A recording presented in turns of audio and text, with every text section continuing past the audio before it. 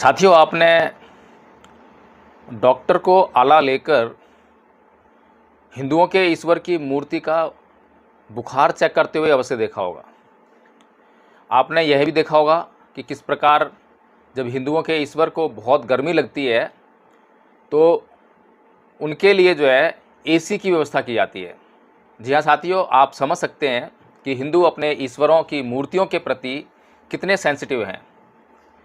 ये जो सेंस है और ये जो सेंसिटिविटी है, यह कई बार गायब हो जाती है और गैर हिंदुओं को कुछ प्रश्न करने के लिए मजबूर कर देती है। हमें सोचने पर मजबूर कर देती है कि अगर हिंदुओं के ईश्वर की मूर्ति को गर्मी लग सकती है, बुखार हो सकता है, तो क्या जब उसे नदी नालों में डुबोया जाता है तो क्या उसे तब पीड़ा नहीं होती होगी? लेकिन हिंदू कुछ भी करें वो सब जायज़ है। और अगर किसी ने उनके कुछ भी करने पर कोई प्रश्न कर दिया, वो प्रश्न चाहे कितना भी उचित क्यों ना हो, चाहे कितना भी वैज्ञानिक क्यों ना हो, चाहे कितना भी उपयोगी क्यों ना हो, लेकिन हिंदुओं की भावनाओं को आहत होने से कोई रोक नहीं सकता। तो क्या अब अगर हिंदुओं की भावनाएं कोई प्रश्न करने पर अगर आहत हो जाती हैं तो क्या प्रश्न करना बंद कर देना चाहिए? जी नहीं साथियों। भारत का संविधान भारत के लोगों को यह अधिकार देता है कि आप कोई भी वह प्रश्न जो उपयोगी है, सत्य पर आधारित है, सत्य की खोज के लिए है, वैज्ञानिक है, आप उसे कभी भी और किसी से भी कर सकते हैं। और ऐसा करने पर अगर किसी की भावनाएं आहत हो तो होती रहे। प्रश्नकर्ता के खिलाफ देश की कोई भी अदालत कोई भी कार्रवाई नहीं कर सकती है। आज हम चर्चा करेंगे गणेश चतुर्थी के त्यौहार पर। हिंदुओं का ये एक बहुत बड़ा पर्व है। अभी जन्माष्टमी समाप्त ही हुई है कि गणेश जी की मूर्ति की स्थापना जगह जगह, गली गली, मोहल्ले मोहल्ले, घरों में होने लगी है। आज हम चर्चा करने से पहले गणेश चतुर्थी से जुड़ी हुई कुछ कथा कहानियों पर चर्चा करेंगे और जानने का प्रयास करेंगे कि ये जो हिंदुओं का जो त्यौहार है, पर्व है, जिसमें उनकी आस्था जुड़ी हुई है, विश्वास जुड़ा हुआ है, भावनाएं जुड़ी हुई हैं और हमेशा इन भावनाओं के आहत होने का खतरा हिंदुओं पर मंडराता रहता है, तो इन कथा कहानियों में कितनी सच्चाई है। दिनेश राय द्विवेदी जी लिखते हैं कि गणपति उत्सव को सर्वप्रथम शुरू करने वाले बाल गंगाधर तिलक ने पुणे में गणपति बिठाया। 10 दिन तक सभा और सम्मेलनों को संबोधित किया। बिठाए गए गणपति के 10वें दिन फेरी निकाली गई। गणपति का दर्शन सभी के लिए खुला रखा गया। मौके का भरपूर फायदा उठाते हुए एक दलित ने मूर्ति के दर्शन के क्रम में मूर्ति को छू लिया। गणपति अपवित्र हो गए कहते हुए सभी ब्राह्मणों में खलबली मच गई।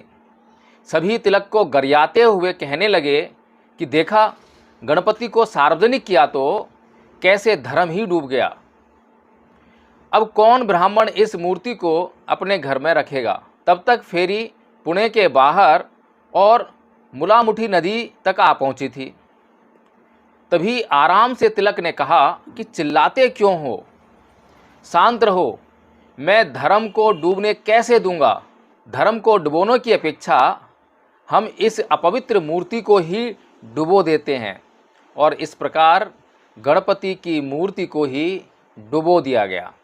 तभी से प्रत्येक वर्ष 10 दिन तक तमाम तरह से पूजा करने के बाद भी गणपति को डूबना ही पड़ता है। अखंड प्रताप सिंह जी लिखते हैं कि देश भर के ज़्यादातर घरों और पंडालों में गणपति बप्पा विराज चुके हैं। मुख्य रूप से यह महोत्सव सबसे पहले महाराष्ट्र में शुरू हुआ था। इसके बाद देखते देखते देश भर में बड़े उत्साह के साथ ये महोत्सव मनाया जाने लगा। पेशवाओं ने गणेशोत्सव को बढ़ावा दिया। कहते हैं कि पुणे में कसवा गणपति नाम से प्रसिद्ध गणपति की स्थापना शिवाजी महाराज की मां जीजाबाई ने की थी, परंतु लोकमान्य बाल गंगाधर तिलक ने गणोत्सव को जो स्वरूप दिया, उससे गणेश राष्ट्रीय एकता के प्रतीक बन गए। तिलक के प्रयास से पहले गणेश पूजा परिवार तक ही सीमित थी। पूजा को सार्वजनिक महोत्सव का रूप देते समय उसे केवल धार्मिक कर्मकांड तक ही सीमित नहीं रखा, बल्कि आज़ादी की लड़ाई, छुआछूत दूर करने और समाज को संगठित करने तथा आम आदमी का ज्ञानवर्धन करने का उसे जरिया बनाया और उसे एक आंदोलन का स्वरूप दिया। आपके पास सब कुछ है, जो आपके मन में आए वो कहते जाइए। जातीय भेदभाव को दूर करने में इस आंदोलन का बहुत बड़ा हाथ था। और जो पहली कहानी हमने सुनी है उसमें जातीय भेदभाव के आधार पर ही मूर्ति को डुबोया गया। और यह बात तो हमें अच्छी तरह समझ में आती है कि जब हिंदू अपने ईश्वर की मूर्ति को बुखार होने पर, उन्हें गर्मी लगने पर उनके लिए एसी और डॉक्टर की व्यवस्था कर सकते हैं, तो वो अपने ईश्वर की मूर्ति को डुबो कैसे सकते हैं? कभी नहीं डुबोएंगे।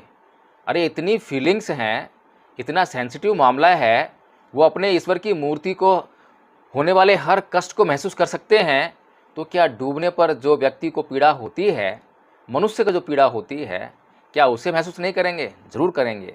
लेकिन ये एक ब्राह्मणों के लिए समस्या बन गई।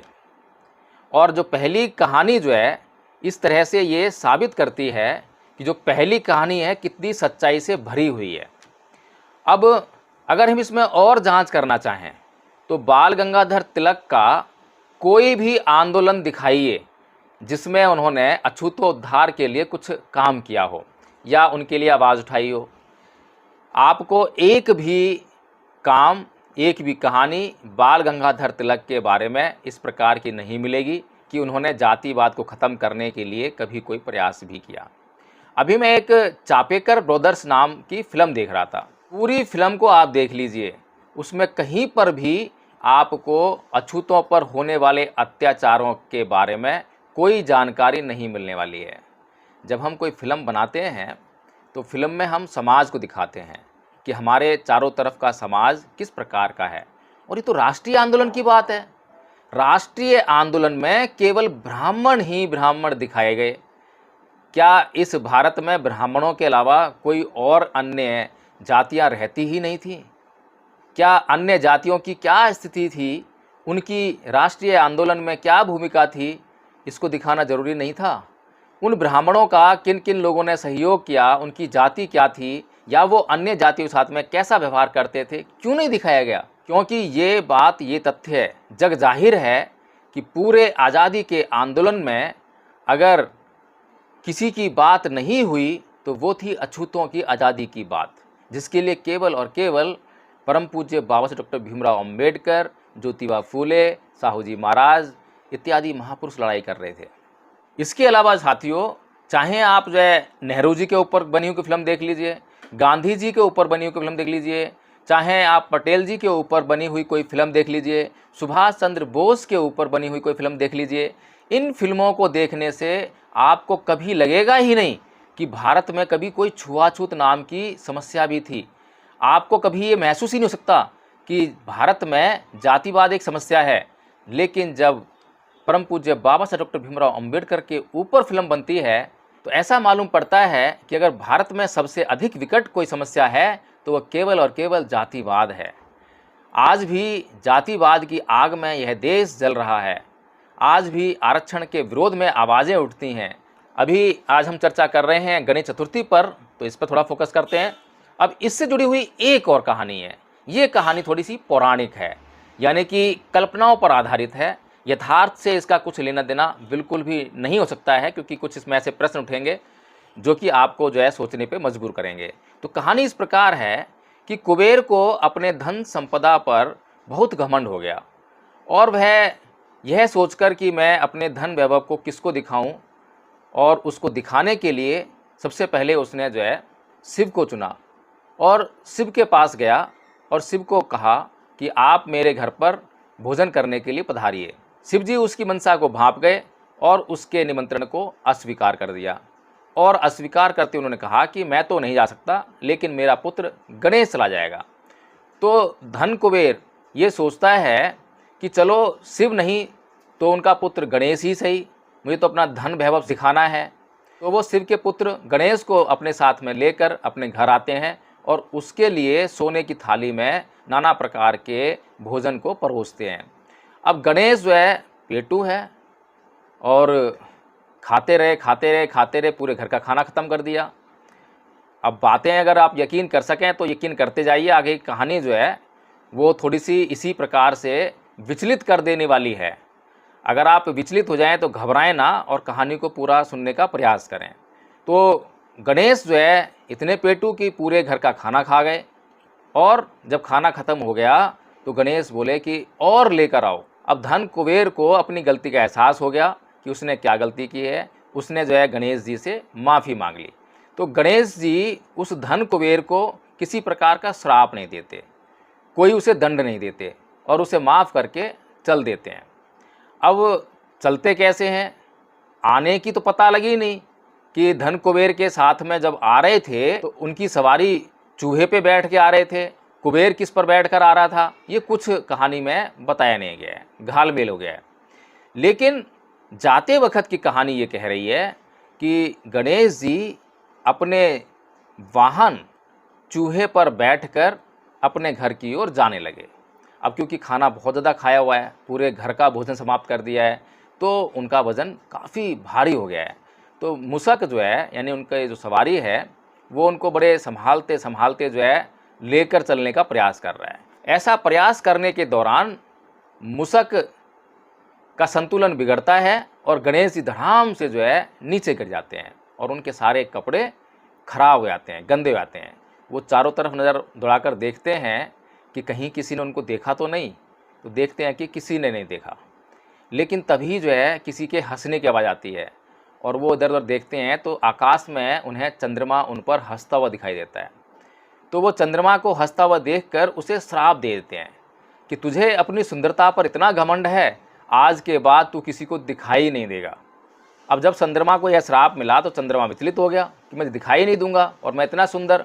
तो वह पृथ्वी पर आया, गणेश जी के पैरों में पड़ गया और कहने लगा कि भगवान मुझे माफ़ कीजिए, मुझे अपनी गलती का एहसास हो गया। तब गणेश जी उसे कहते हैं कि भाई देख, मैं पूरा श्राप तो ख़त्म कर नहीं सकता, कुछ तो रहेगा ही, इसीलिए चल, पूरे महीने तू दिखाई देगा, लेकिन एक दिन जो ऐसा आएगा जिस दिन तू जो है किसी को दिखाई नहीं देगा। अब वो एक दिन कौन सा है, अमावस्या का है। उसके बाद बोलते हैं कि जैसे ही अमावस्या का जो दिन है पूरा होगा उसके बाद तेरी कलाओं का विकास होता जाएगा और तू धीरे धीरे लोगों को दिखाई देने लग जाएगा। फिर उसके बाद एक बात और बोलते हैं कि भाई जब भी मेरी चतुर्थी के दिन पूजा होगी तो तेरी भी पूजा होगी और तुझे आराध्य दिए बगैर मेरी पूजा जो है संपन्न नहीं मानी जाएगी। चलिए ठीक है। एक चीज़ और उसमें कहते हैं कि जिस दिन गणेश चतुर्थी होगी उस दिन तू दिखाई नहीं देगा। अब ये जो गणेश चतुर्थी है उस दिन चंद्रमा दिखाई नहीं देगा। अब आप प्रश्न कर सकते हैं, विचलन हुआ हो तो थोड़े से प्रश्न उठाइए और उस विचलन को शांत करने का प्रयास कीजिए। जो पूर्णमासी होती है और जो अमावस्या होती है, यानी कि चांद का पूरा होना और चांद का जो है बिल्कुल दिखाई न देना, ये वैज्ञानिक कारणों से होता है या गणेश जी के दिए हुए श्राप के कारण होता है? क्या खाली चंद्रमा के साथ ऐसा होता है जो पृथ्वी का चांद है, और सौरमंडल में इतने सारे चांद हैं, क्या उनके साथ भी ऐसी घटनाएं घटती हैं या नहीं घटती हैं? और जब सूर्य ग्रहण पड़ता है, जब पृथ्वी के बीच में जब चंद्रमा आ जाता है तो पृथ्वी पूरी दिखाई नहीं देती है, तो ये किसके श्राप के कारण होता है? तो इस तरह से साथियों हम अक्सर कहते हैं कि भारत एक ऐसा देश है जहाँ पर अगर आप मूर्खों को ढूंढने निकलेंगे तो एक मूर्ख ढूंढने निकलेंगे तो आपको 100 नहीं, 1000 नहीं, 1,00,000 मूर्ख मिलेंगे। क्योंकि भारत में लोगों को बेवकूफ़ बनाया जाना बड़ा आसान है, क्योंकि भारत के लोग किसी भी बात को मानने में बहुत माहिर हैं, जानने में बिल्कुल रुचि नहीं दिखाते हैं, जानने के लिए कोई प्रयास नहीं करते हैं।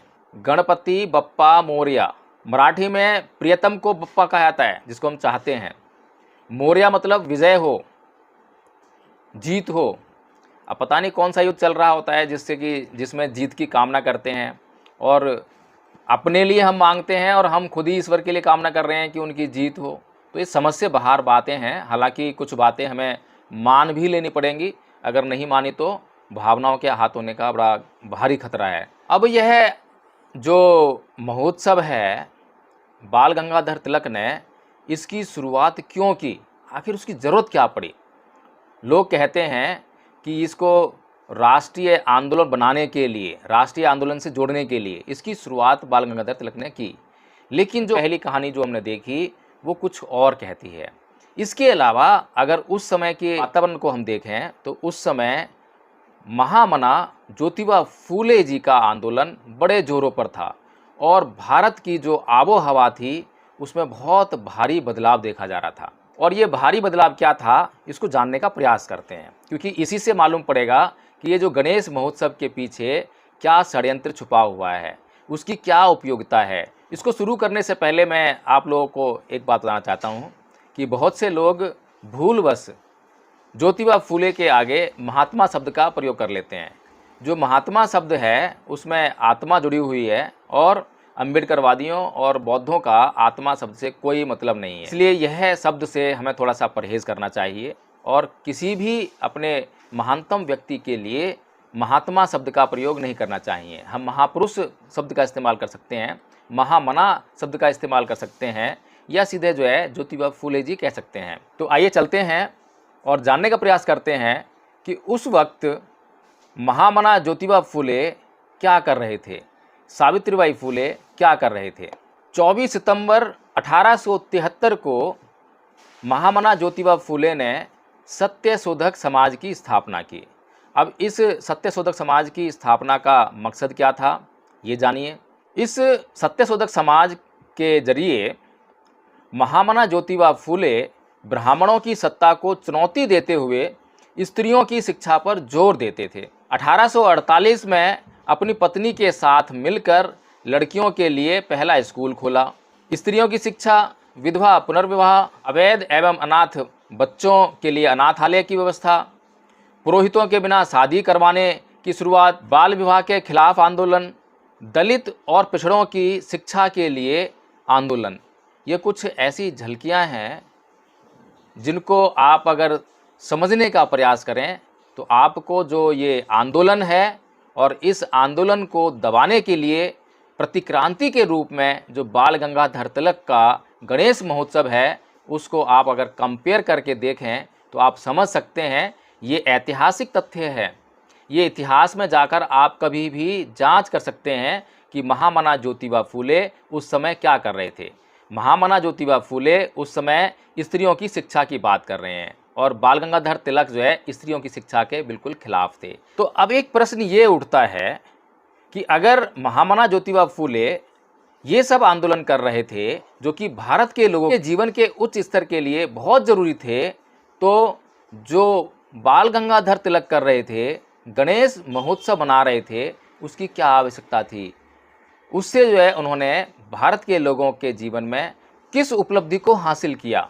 अगर यह बात साबित हो जाती है कि महामना ज्योतिबा फूले भारत के लोगों के जीवन को उच्च बनाने के लिए प्रयास कर रहे थे, आंदोलन चला रहे थे, और यह साबित हो जाता है कि बाल गंगाधर तिलक महामना ज्योतिबा फूले के द्वारा चलाए जा रहे आंदोलनों को कुचलने का प्रयास कर रहे थे, दबाने का प्रयास कर रहे थे एक षड्यंत्र के तहत, तो क्या बाल गंगाधर तिलक को एक राष्ट्रभक्त, एक देशभक्त, एक राष्ट्रीय आंदोलन का नेतृत्व करने वाला या एक अच्छा इंसान कहा जा सकता है? मेरी नज़र में तो साथियों ऐसे इंसान को राष्ट्रभक्त, देशभक्त, एक अच्छा इंसान कहना तो बहुत दूर की बात है, एक इंसान कहने में भी शर्म महसूस करनी चाहिए।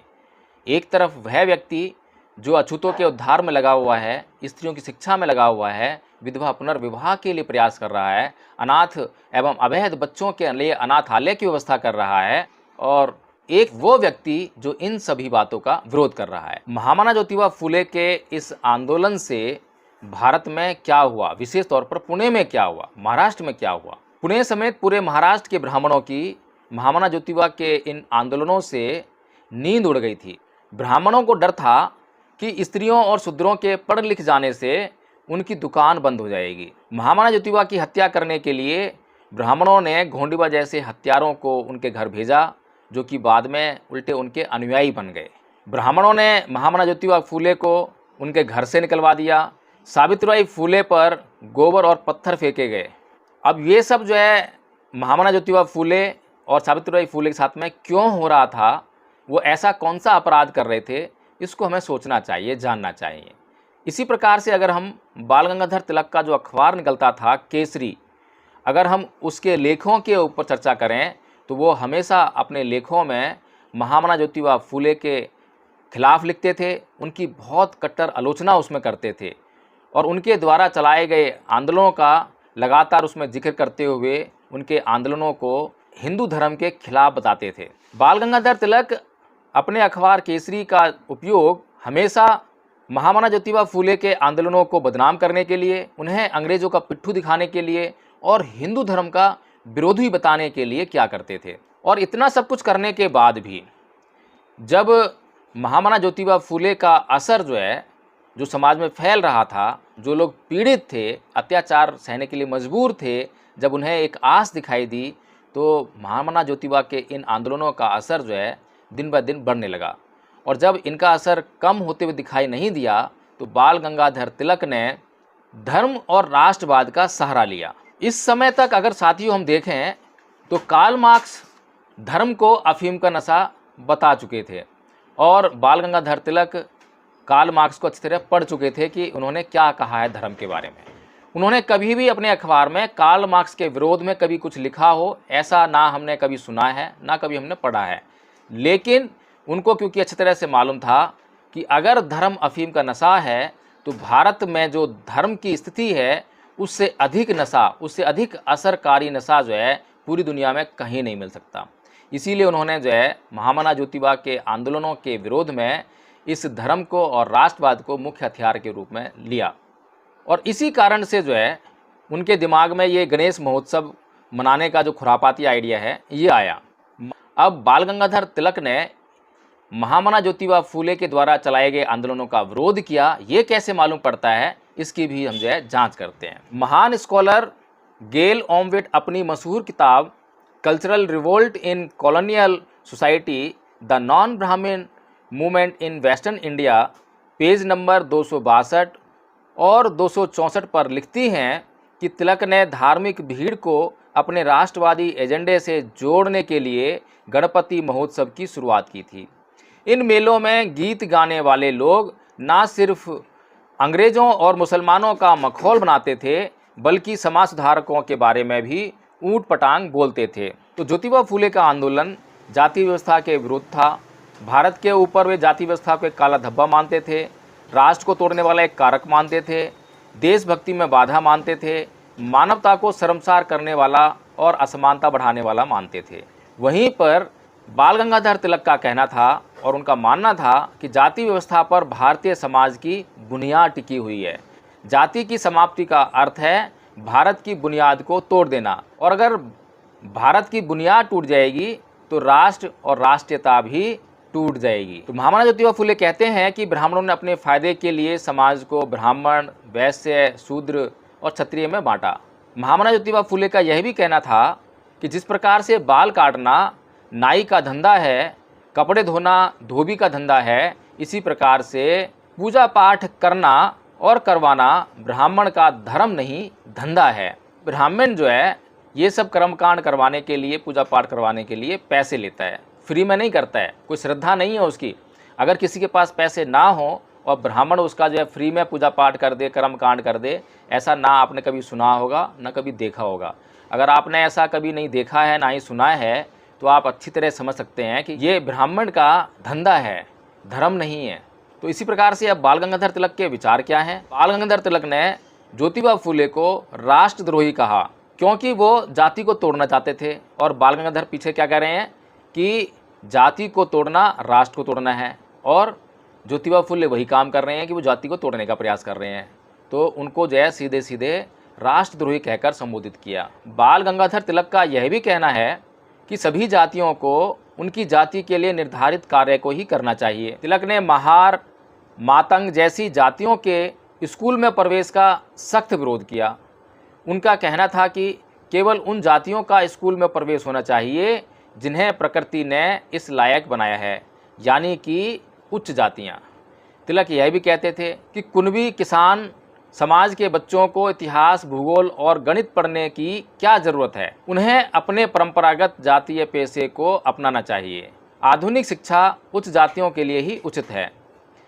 और दूसरी तरफ महामना ज्योतिबा का मानना था कि प्राथमिक शिक्षा हर जाति के बच्चे के लिए अनिवार्य होनी चाहिए। महामना ज्योतिबा फूले लड़कियों की शिक्षा पर खास जोर देते थे और उनके लिए स्कूल भी खोले। और तिलक हमेशा जो है लड़कियों की शिक्षा का विरोध करते थे और इसके लिए बाकायदा उन्होंने आंदोलन भी चलाया। अब द प्रिंट में डॉक्टर मुख्तियार सिंह लिखते हैं, तिलक ने महिला शिक्षा का पूरी तरह विरोध किया। परिमाल वी राव ने अपने शोध पत्र में मुख्य रूप से तिलक के अखबार मराठा के हवाले से बताया है कि विष्णु शास्त्री चिपलूनकर और तिलक के नेतृत्व में कांग्रेस के कट्टरवादी धड़े ने 1881 से 1920 के बीच किस तरह बालिका विद्यालयों की स्थापना और हर समुदाय के लिए शिक्षा देने के प्रयासों का विरोध किया। इस धड़े के विरोध के कारण महाराष्ट्र में 11 में से 9 नगर पालिकाओं में हर किसी के लिए शिक्षा देने के प्रस्ताव को हार का सामना करना पड़ा। इस धड़े ने राष्ट्रवादी शिक्षा की वकालत की, जिसमें धर्म शास्त्रों का अध्ययन और हुनर सिखाने पर जोर था। तिलक के नेतृत्व में कट्टरवादी धड़े का तर्क था कि पेशवा के शासन के दौरान महिलाओं की स्थिति बहुत अच्छी थी।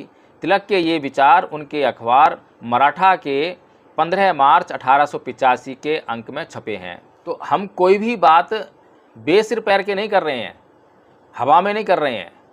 हर एक बात के पीछे कोई ना कोई सबूत है, प्रमाण है। और ये सबूत, ये प्रमाण, ये बार बार साबित करते हैं कि किस प्रकार से ब्राह्मणों ने निम्न जाति कहे जाने वाले समुदाय को अपना गुलाम बनाने के लिए किस किस प्रकार के षड्यंत्र रचे। अब जानने का प्रयास करते हैं कि महिला शिक्षा के विरोध में जो तिलक का जो तर्क था वो क्या था कि महिलाएं कमज़ोर होती हैं और संतति को आगे बढ़ाना उनका काम होता है, इसलिए उनको शिक्षित करने से उनको पीड़ा ही होगी, क्योंकि आधुनिक शिक्षा को समझना उनकी शक्ति से बाहर है। उनकी ये बात मराठा अखबार के 31 अगस्त 1884 के अंक में छपी थी। आज जो प्रगतिशील महिलाएं हैं, अगर बाल गंगाधर तिलक के ये विचार सुन लें और अगर उन्हें बाल गंगाधर तिलक रोकने का प्रयास करें, तो मैं समझता हूं कि जूते चप्पल लेकर बाल गंगाधर तिलक का ये महिलाएं स्वागत करेंगी। लेकिन विडंबना इस बात की है कि आज जितना भी संचार का जो माध्यम है, उसके माध्यम से बाल गंगाधर तिलक को इस देश का हीरो बताया जाता है, हीरो दिखाया जाता है। फिल्में भी यही बताती हैं, फिल्में यही दिखाने का काम करती हैं। लेकिन इस देश का सच्चा इतिहास और सच्चाई जो है, ना तो इस देश के लोग जानने का प्रयास करते हैं और ना ही उनको दिखाया जाता है। तो इसलिए जो है ये समस्या जो है एक विकराल रूप लेकर हमारे सामने खड़ी हो गई है। बाल गंगाधर तिलक ने बाबा साहेब डॉक्टर भीमराव अंबेडकर के द्वारा पैसे देने के बावजूद भी उनका विज्ञापन अपने अखबार में नहीं छापा था। आप इस बात से अंदाज़ा लगा सकते हैं कि अछूतों के कितने कट्टर विरोधी थे बाल गंगाधर तिलक।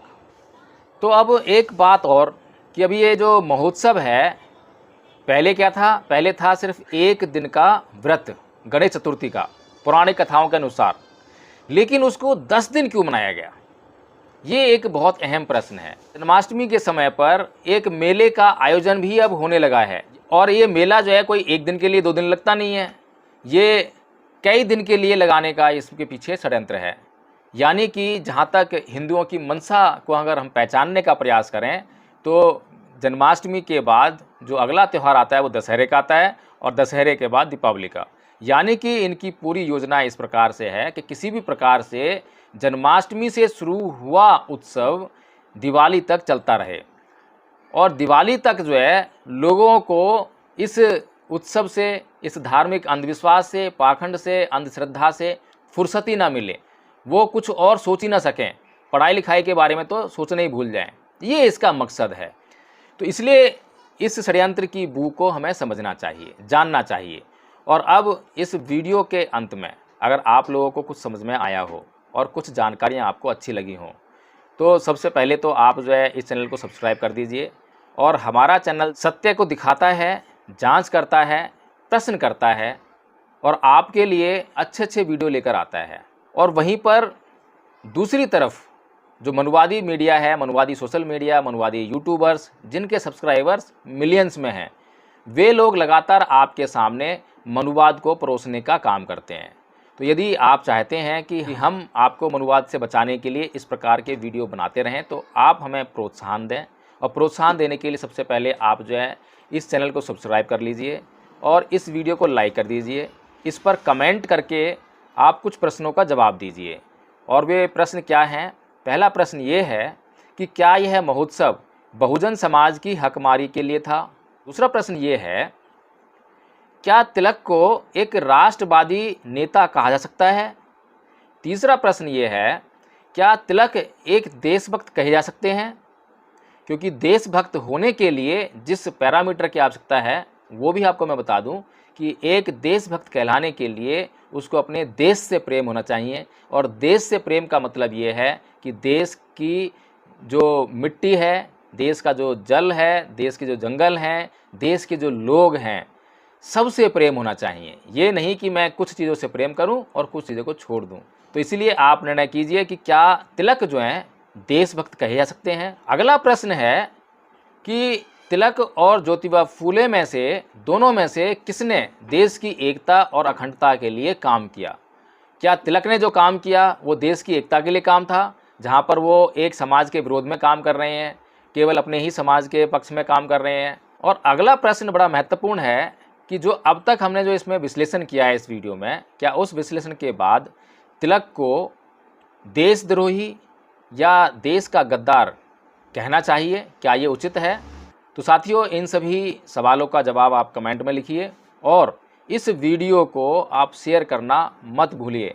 मनुवादी लोग एक एजेंडे के तहत जो है अपनी गलत बातों को भी प्रचारित करने के लिए लगभग 100 ग्रुपों में हर एक मैसेज को सेंड करते हैं। और आपने देखा होगा कि कैसे मनुवादी आईटी सेल जो है सक्रिय रहता है।